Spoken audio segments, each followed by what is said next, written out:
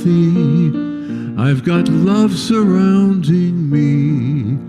I am healed, whole, and healthy. I am well.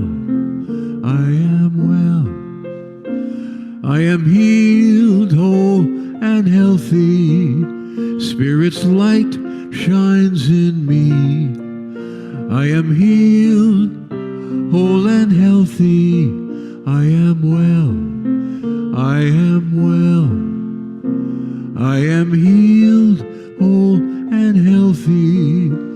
I relax and I let go. I am healed, whole, and healthy. I am well. I am well. I am well.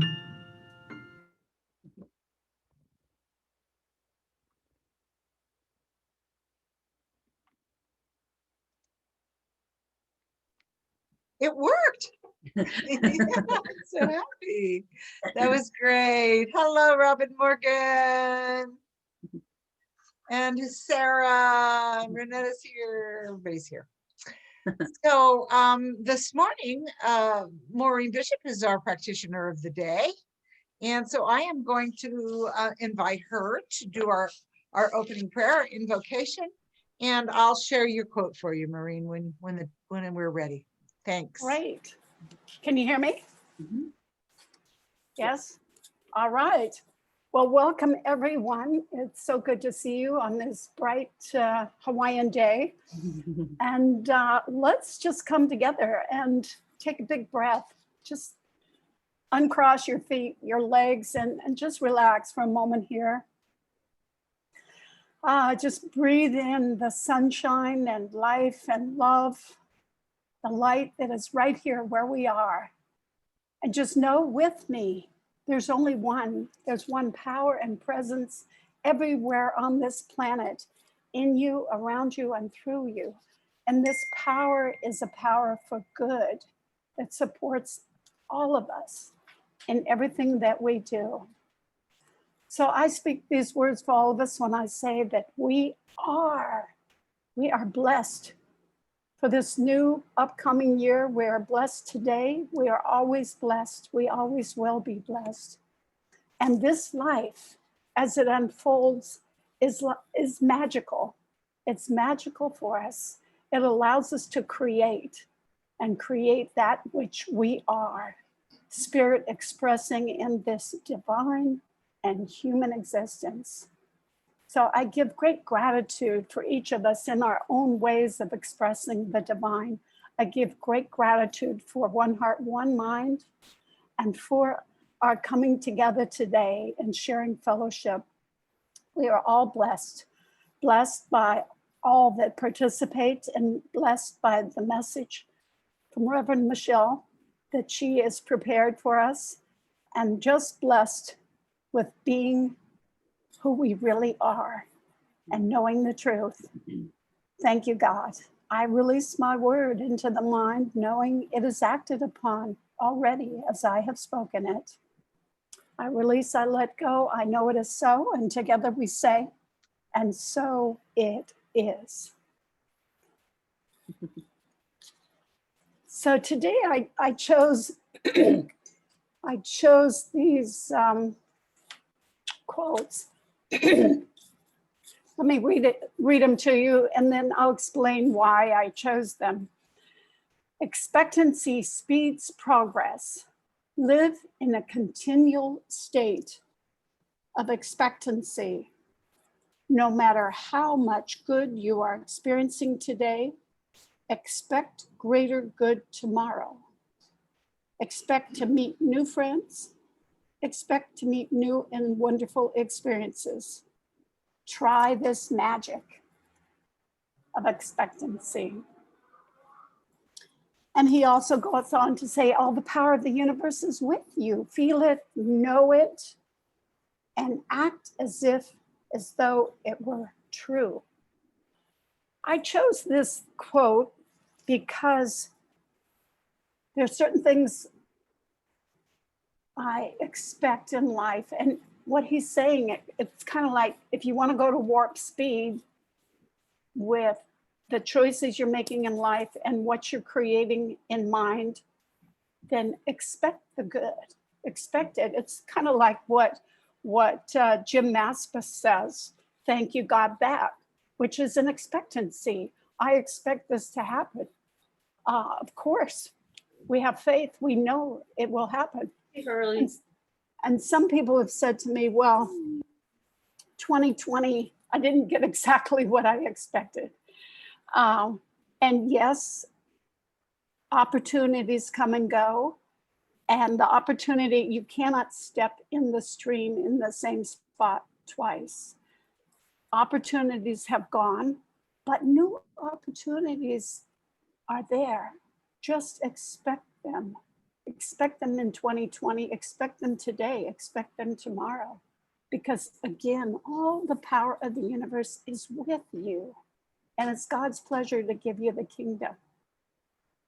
So I was thinking about what happened to me this week.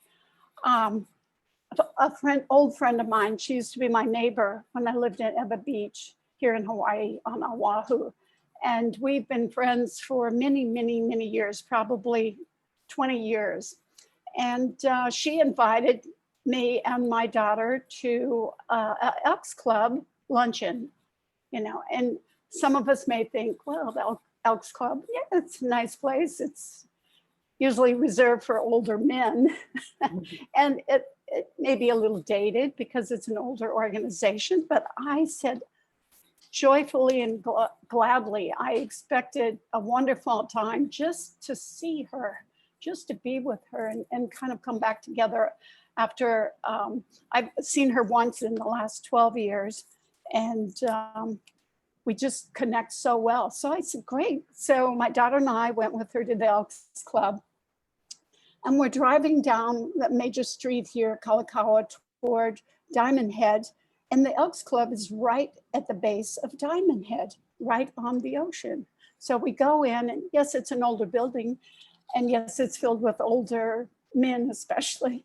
And we're seated on a little table with an umbrella right at the point where Diamond Head comes. It's three sides. And we're sitting right there on the ocean. There's surfers, there are waves, around us in three directions. There are sailboats. It is magical. It is just magical. And we just came together again like we had never disconnected. We never have disconnected. We've always been one. We've always been together. We've always been friends, and we always will be. So it was magical. And I thought, when Ernest Holmes uses that word magic, it's like, now I think of the sunshine on the ocean and just knowing that it's all possible. So what I wanted us to do when we do our couple of minutes of silence, think about 2020.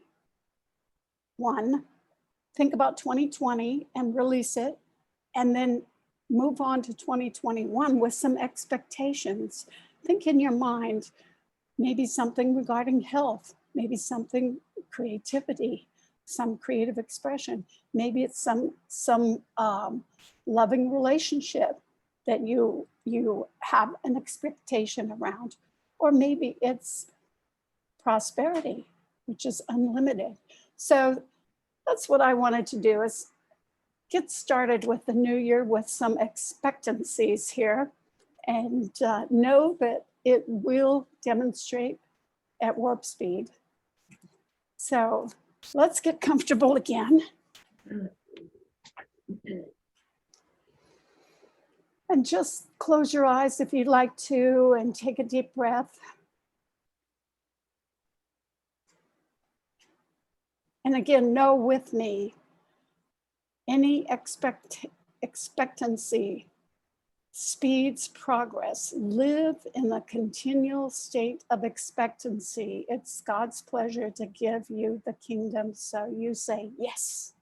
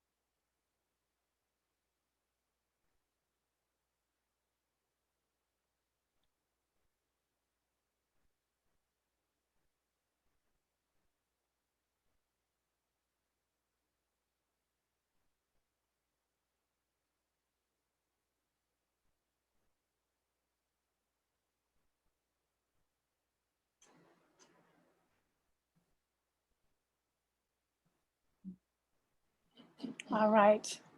We come back together again.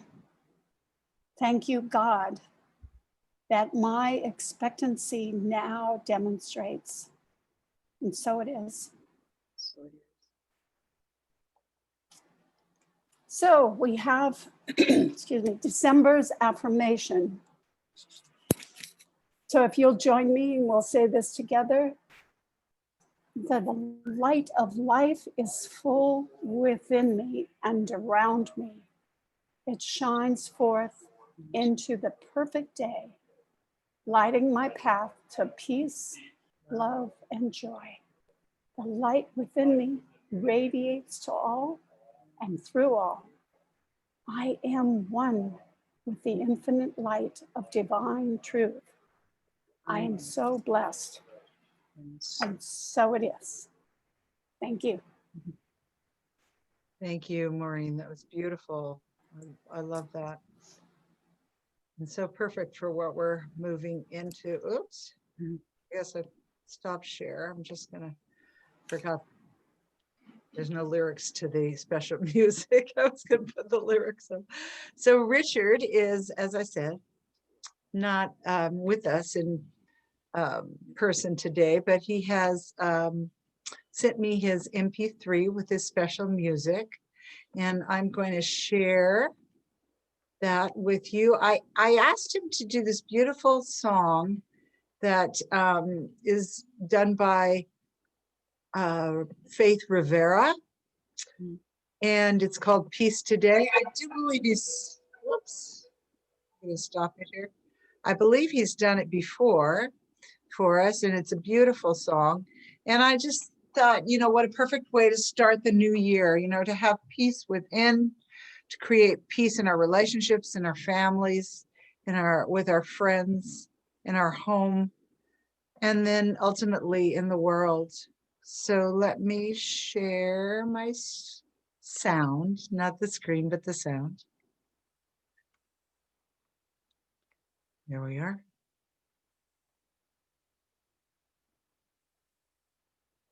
Oh.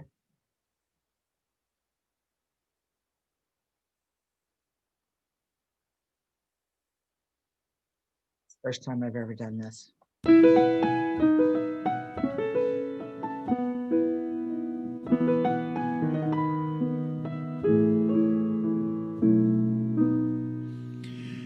Peace is the promise I make today. There's nothing greater for me to say than to lay down my fears, lay down unhappiness, and surrender to the peace I choose today.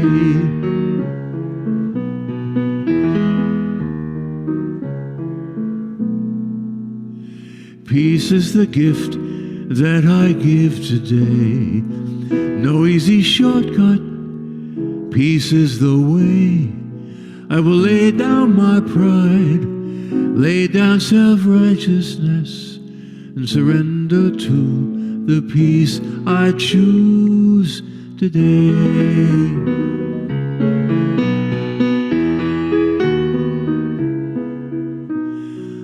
My all I give, my love for all, my all I give today for all.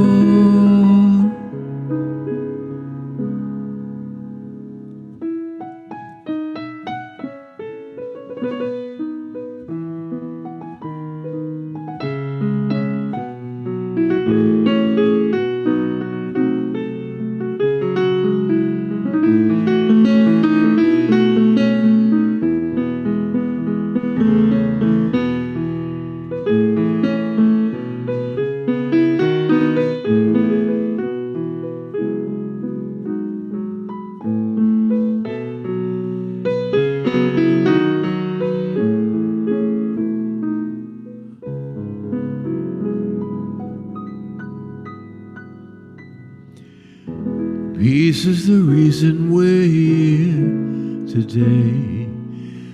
No accident, we've been called by name, called to lay down our lives, stand up for the greater good, and surrender to the peace we choose today. Peace we choose today. Peace we bring today. Peace we live today. Peace today. Peace today. Peace today.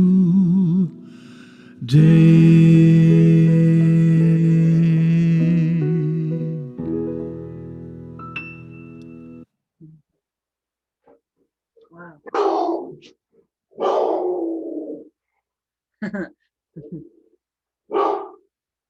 Barley. Oh, okay.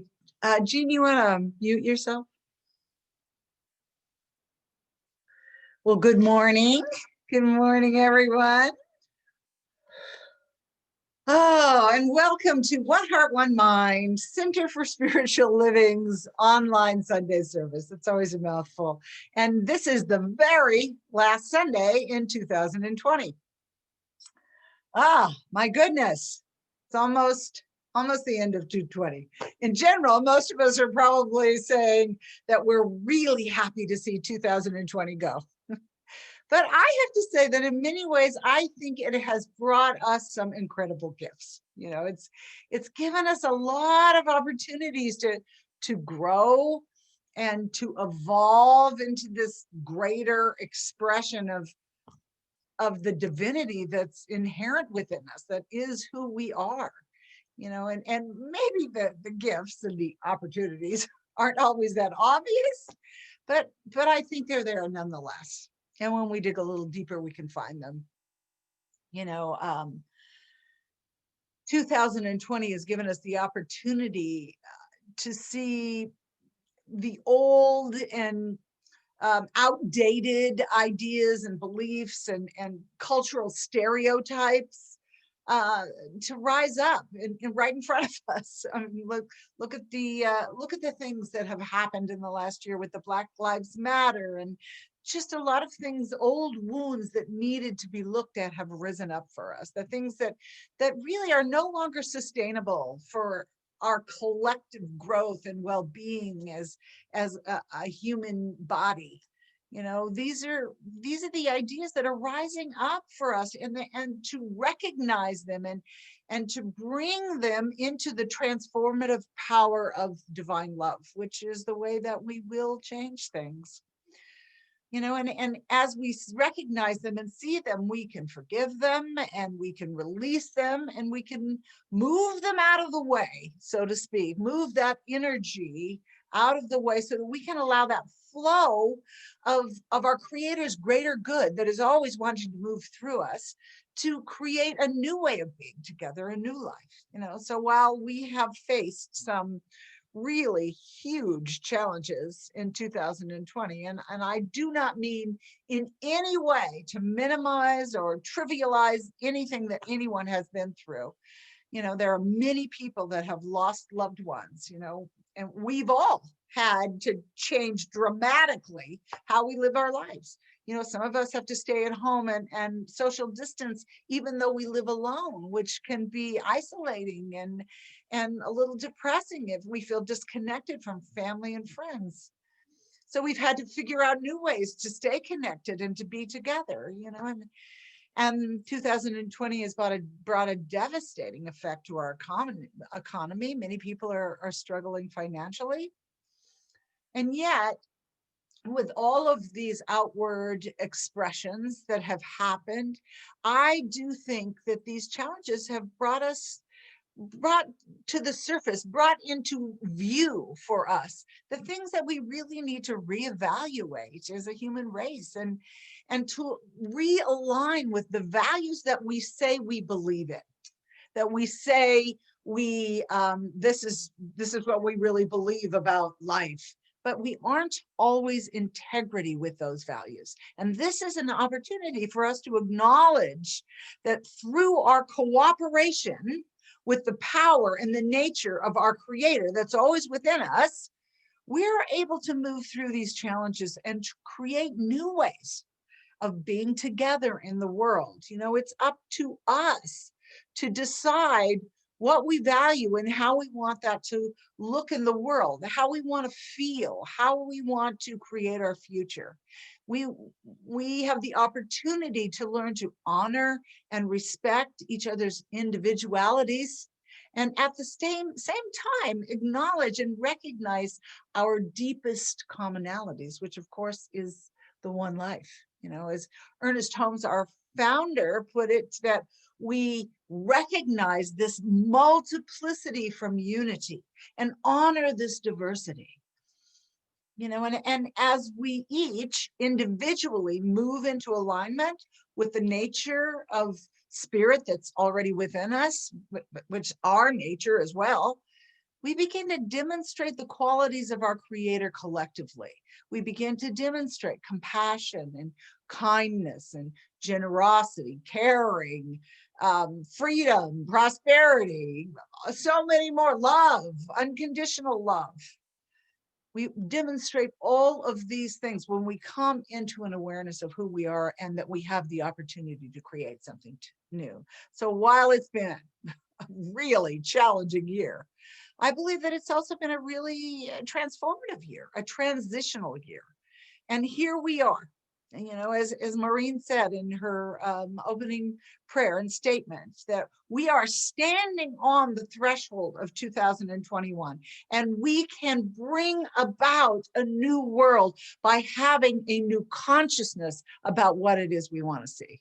You know, a consciousness that recognizes our oneness and celebrates all lives, everyone's life, not just a select few. So here we go. Welcome 2021. You know, and this morning I'm going to try, to the best of my ability, to bring together all the things that we've focused on in December during this holiday season. You know, we looked at the shadow self, you know, those parts of us that we may have repressed and we don't really want to drag out and look at because they're not very pretty and they're kind of uncomfortable. But as we acknowledge these shadows, we're able to heal them and release them in healthy ways. And we're not tempted to repress them again or to express them in unhealthy ways that harm ourselves or others. And there's lots of ways that we could do that and that we do. So as we release the old in healthy ways, we make way for cultivating the presence of light and love, as we talked about last week, to cultivating light in our lives and to stand in the flow of our divine nature and to express it in our daily lives. So that's what we're about as we move into 2021. And this morning's message is called Making Magic. Not a word we often think of when we're talking about science of mind. Magic? You know, we might have to ask ourselves, what does this actually have to do with science of mind? You know, traditionally we think of magic as the use of some unexplainable, mysterious, or supernatural force, some force that's outside of ourselves that we can manipulate for our own purpose, you know, like witchcraft or wizardry. You know, it's a little Harry Potterish, you know, and generally there's no real explanation for why something's happening, what the magic is doing. But I thought maybe we could look at it in a new way. And I noticed that Maureen shared a quote where Ernest Holmes used the word magic. So I think we can make it relatable. So I decided to look up the origin of the word, the etymology, love that word, of the word magic, because I always like to look at the origin, because a lot of times that'll really tell you about what the word, the depth of meaning of a word. So I found out that magic comes from a 14th century Old English word meaning, oh, the word is, see, I think I have a screen. I mean, a shot. Let me get it up here. Basic here. I still have the quote up. So here's the 14th century word. It's magique. And it means the art of influencing or predicting events and producing marvels using hidden natural forces. Well, that doesn't necessarily sound all that terribly mysterious. You know, it almost seems like it could relate to science of mind in some ways. And if we do this, I got another slide. If we change the words influencing or predicting to cooperating and participating with, which is what we do, and we change the words hidden natural forces to as spiritual practices and laws, well, then we really got something. Then we're actually almost on the same page with science of mind. Magic and science of mind could be very similar. So it looks like magic and science of mind philosophy are actually kind of similar if we look at it this way. You know, I mean, maybe magic was just a way, the word magic was just a way for human beings to make sense of something that they didn't have any scientific understanding for yet. I'm sure that's what it was. I'm sure that electricity would look a lot like magic to somebody from the 1400s, you know, but it's not. Maybe magic then is just a way of creating order or understanding in our world, even if we have no sound scientific or fact-based explanation for it. You know, and when you think about it, we kind of do this all the time. I know I do it all the time. If something happens in my life that I do not fully understand, I start making up all kinds of stories about why something happened or why something is the way it is. Anybody else ever do that? Human beings are always trying to explain things that seem unexplainable. It helps us to make sense of our world. You know, if I see somebody do something, I'll try and make up a story in my mind about why they may have done that. You know, but here's one thing I do know. I know that life must cooperate with the natural laws and the principles that govern the universe. Everything must comply with universal order, even when we don't completely understand why or how it works. Life is not random. Gravity keeps people from flying off into space. It always has, way before anybody understood that gravity was a natural force. You know, we are all subject to universal laws, and they can work for us to the degree that we cooperate and participate with them. Now, I can, if I want to get something to fall down the stairs, all I got to do is stand up there and drop it down, and it'll fall down because I'm cooperating with gravity. You know, I had a pretty magical experience this morning, now that I think about it. You know, I got up at my usual time, which is somewhere between 5 and 5:30, around 5:15. And I walked into my kitchen, my very dark kitchen, and I said, lights, turn on. And you know what? Nothing happened. And I was just still standing there in the dark. So I walked over to the wall and I flipped on the light switch, and voila, suddenly the room was flooded with light. It was magic. Or maybe not. You notice that nothing happened when I just demanded lights turn on. It wasn't until I cooperated with the nature of electricity by turning on the flow that began to run through the wires that I experienced the magic, that the lights came on. You know, if I had one of those Alexa things, that computerized helper to turn on the flow of electricity, that would have worked too, but I don't have an Alexa.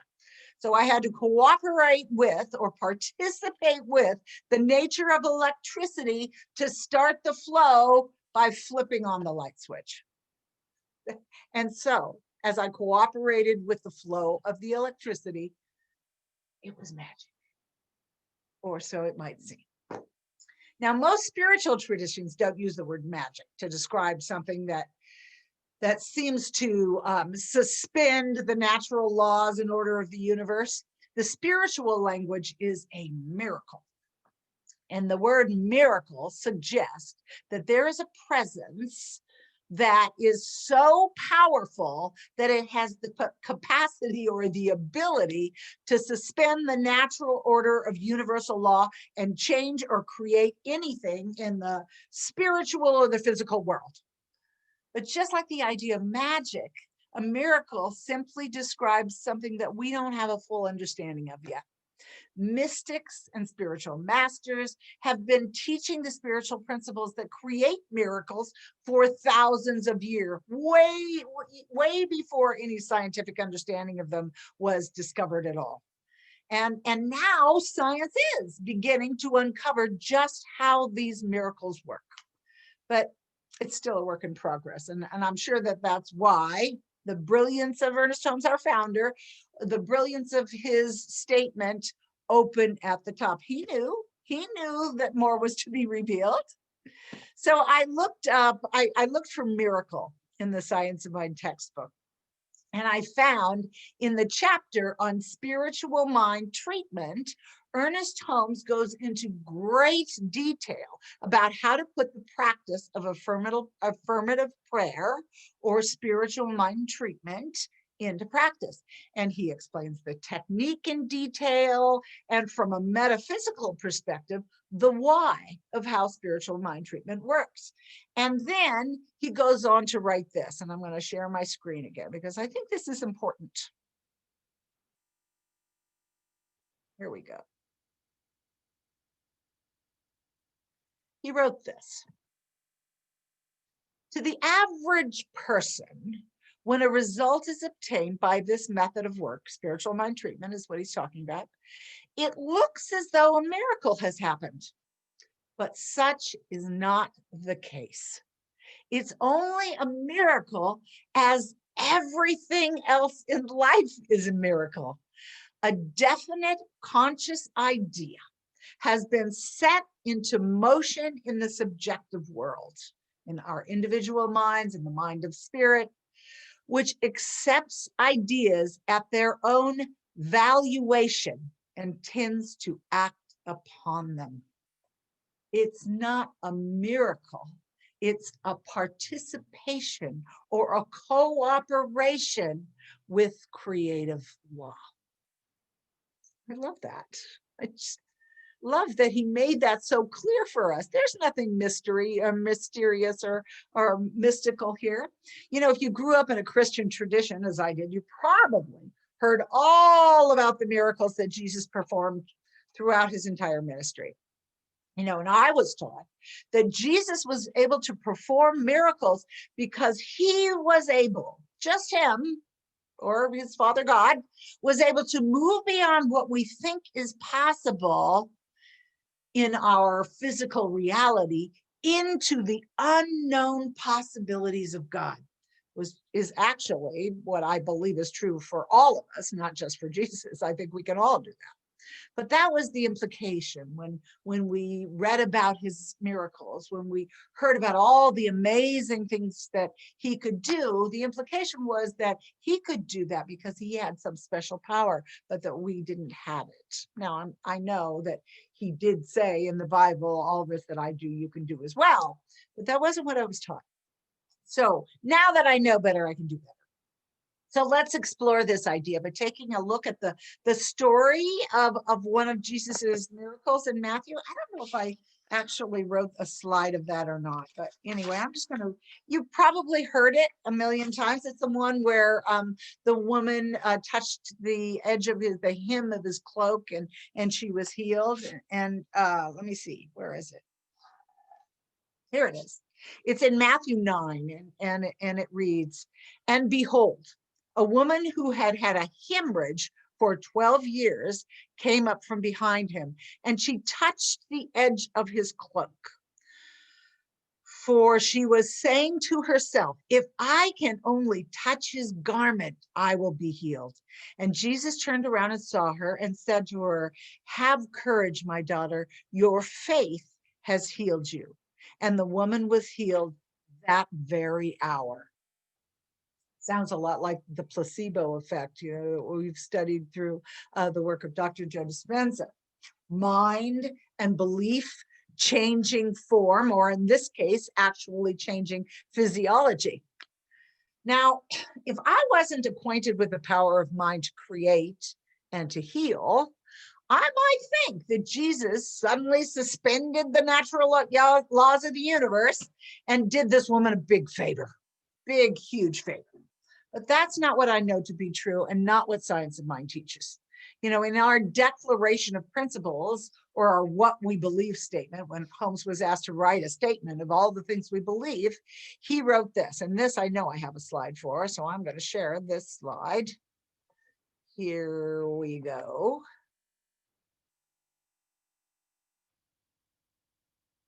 Here it is.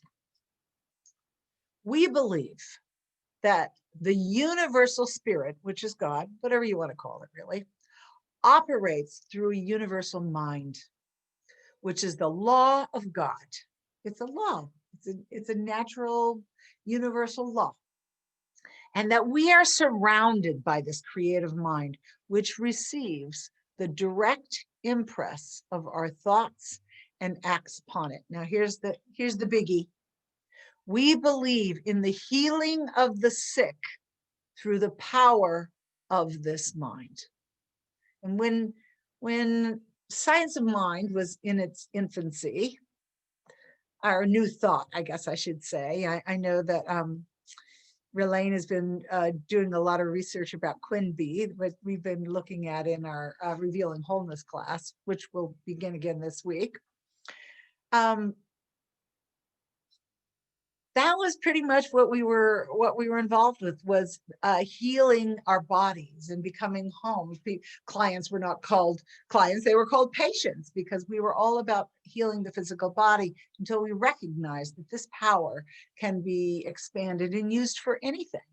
So as we set an intention in mind, and we match that intention with the felt experience, the emotional, elevated emotion of the answered prayer, we activate a creative law that demonstrates our intention into form. It's not magic or a miracle, unless you want to call this natural process magical or miraculous, which I kind of like, actually. I kind of like the idea of life being miraculous. But this creative process, which I've seen work over and over again, and I'm sure you have too, is being understood more and more through scientific discovery, which is so inspiring to me. I think science is miraculous itself. So I wanted to just briefly take a look at the story of this woman being spontaneously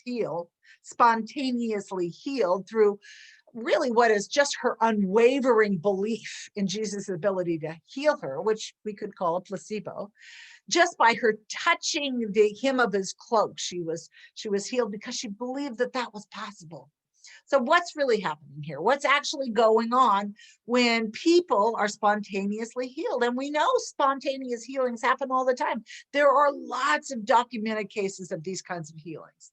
So let's turn to a science. I'm not going to belabor this and get into the details, but I couldn't, because I only have a cursory understanding of it myself. But let's look at what a science called epigenetics has approved or discovered through data collecting and through experiments, how the power of the mind, through the power of the mind, people are actually able to change their genetic expression and to create health. So let me try and be very simple, like only that, because that's the only way I understand this. So here's what I understand. Our bodies are these protein making machines, these protein producing machines. Every single cell in our bodies makes proteins, except, I read, with the exception of red blood cells. I have no idea why that's true, but apparently it is. I'm sure there's a reason. But the expression of proteins is basically the expression of life, because proteins are responsible for the structure and the function of our entire bodies. And in order for a cell to make protein, which all cells do, except for red blood cells, a gene has to be stimulated or regulated. So for example, stomach cells make proteins called enzymes that digest our food. Our immune system makes proteins called antibodies to protect us from illness. You get the idea. The cells in each system of the body make specialized proteins to do what they need to do their jobs. And our genes are what trigger the cells to produce these proteins. Are you with me so far? So it's the genes that trigger the cells to make the proteins, in other words. So another way that we can look at genes are like these vast libraries of potentials. And so again, in order for a cell to make proteins, and proteins are responsible for life itself, a gene must be regulated or stimulated to make the required protein. And here's the exciting part. Here's the part I really want to get at. What research is discovering is that it is not the gene that triggers itself, it is the environment that regulates and stimulates the gene. And not just the outside physical environment, but the individual's internal environment that stimulates and regulates our genes. It's our thinking and feeling that creates our internal environment. So it's the environment that signals the genes that determine either our well-being and our health or our dis-ease. You get where I'm going with this? When we change our internal environment by changing our thinking and feeling, we create health and wholeness where there was once disease. And that to me is miraculous. I mean, honestly, could that be, I think it is, what was going on when that woman touched, now we don't really know that this happened, but it's a great example, touched the hem of Jesus's cloak. Her belief was so complete that she actually spontaneously changed her physiology by changing the expression of her genes. So even though it seems miraculous, we are discovering that the miracles and the magic are only cooperating with and participating with the natural order, the natural laws, the natural functioning of our body and of the world. So, and this is just like this quick little glimpse into a much more complicated system of how deep belief creates an internal environment that either supports health and well-being or makes us susceptible to disease. So our health and our well-being and our wholeness is not subject to some miraculous gift of a power outside ourselves. It is subject to our own cooperation and participation with the divine truth that is already within us. We are empowered to create our internal environment, which regulates our genes. We're the ones, by our focus and our choice, who cooperate and participate with the source of life itself to create magic, to create miracles in our lives. And this process of creation doesn't just work for our health, as we know, it works for everything in our life that we want to change. So our job is to be mindful of the intentions we're setting with our thoughts and our feelings, and to leave the how of the law of the process to the organizing principle of creative law. We don't have to do the how. As Jackie Nevels always tells us, that we're not the Ways and Means Committee. We just have to figure out the what. So while I am always inspired by what science is revealing to us about the how, I'm comforted in knowing that even if I don't understand exactly how the how works, it is still unfolding as it should. And even though I don't know exactly how the electricity flows through the wires, I know if I flip the switch, it will come on. And our part is to set the intention through thinking and feeling and being, and then await the magical and miraculous moments of demonstration. That's our job. Life is good. And as we look for the good and the magic moments in our life, we see them and we see more of them. As Maureen said earlier, when we expect good, we see good. You know, when we pause and we celebrate these small moments of demonstration, that the joy and the wonder continues to keep them going. We continue through that feeling of gratitude and that upliftment to see the expression of the infinite demonstrating everywhere around us, you know, and not just in our quiet moments of prayer or of spiritual practice, but in all of the moments of our daily lives.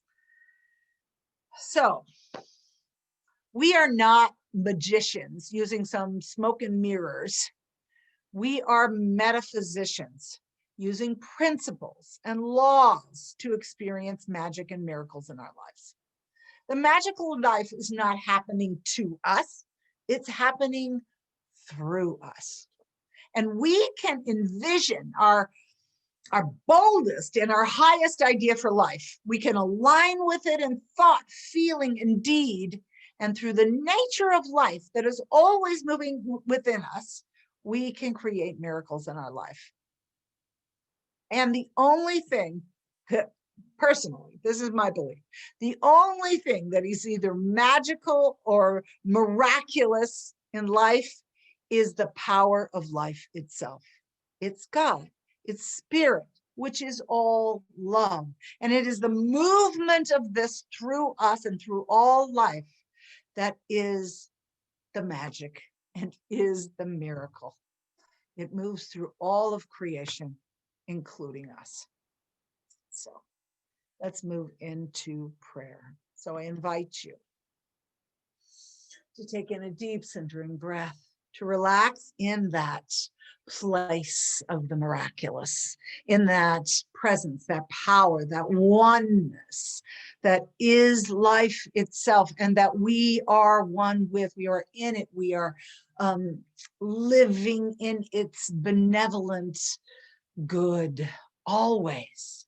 And so I speak my word for and about each and every person that is on this call and each and every person that is not, anyone who has ever been involved with our center and anybody who has not been involved with our center. I speak my word for and about our beautiful, delightful, sacred Mother Earth. I speak my word for and about our beloved United States of America and all of its leadership, no matter who they are, and for all of its citizenry. I speak my word for and about every country that is upon the face of this beautiful blue orb we live on that is spinning through space.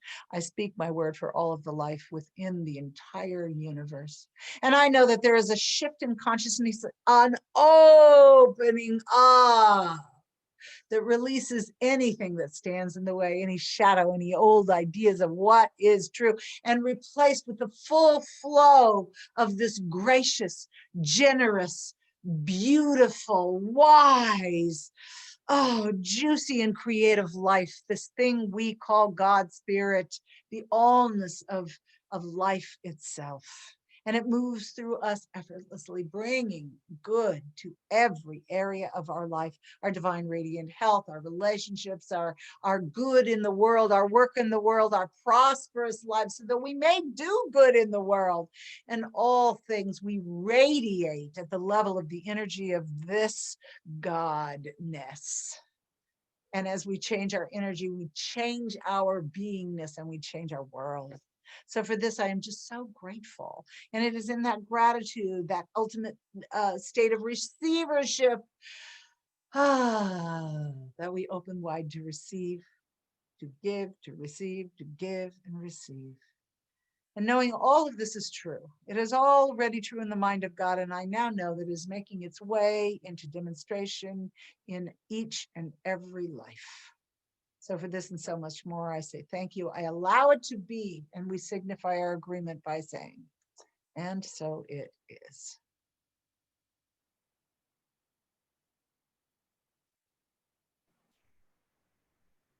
And so it is.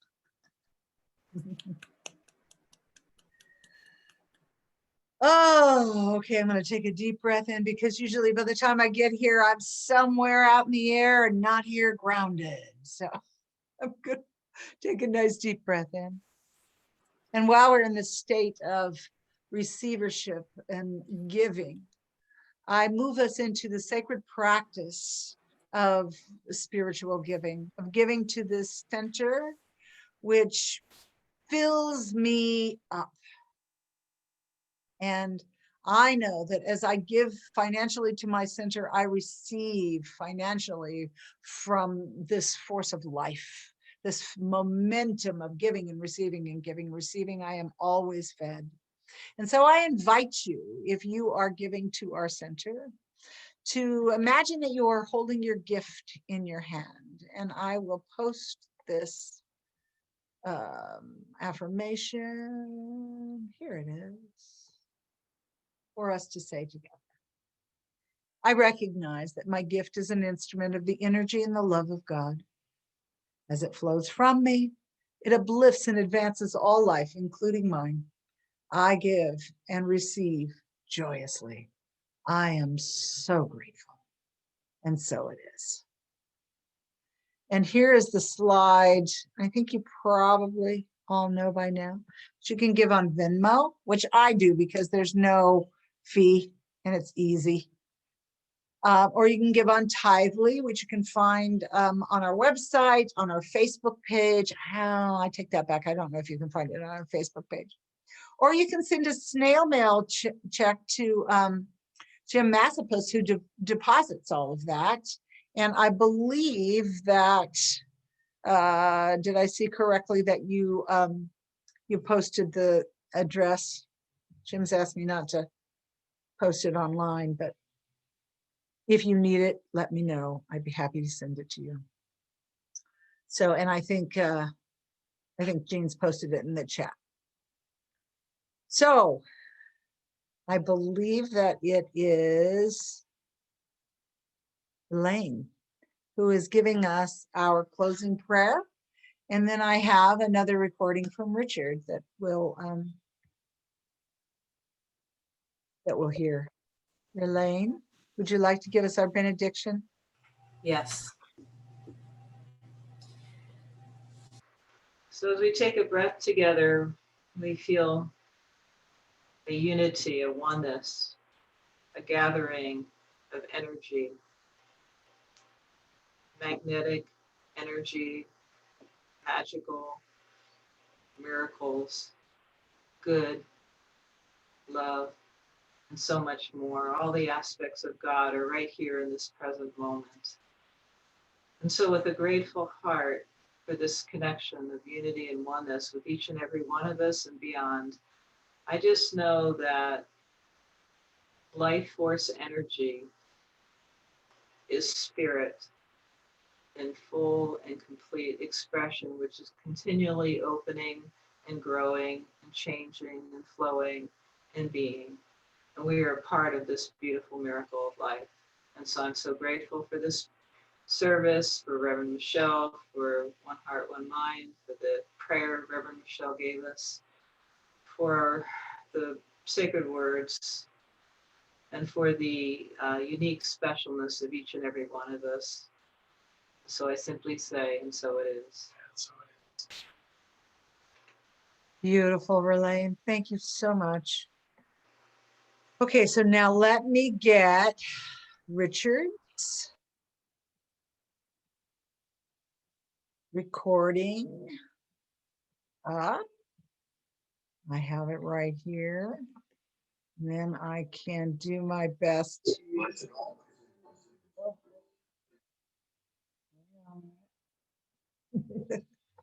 technology, gotta love it. Here we go. All right, I'm gonna share screen.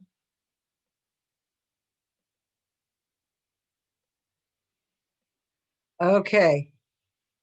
Ready? I don't even think we need the lyrics for this. We all know these words. Blessed always, and we'll sing it twice.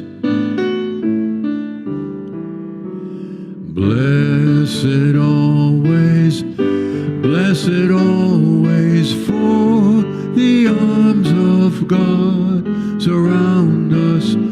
Let our joy be so triumphant that we rest in God and say amen. Blessed always, for the arms of God surround us.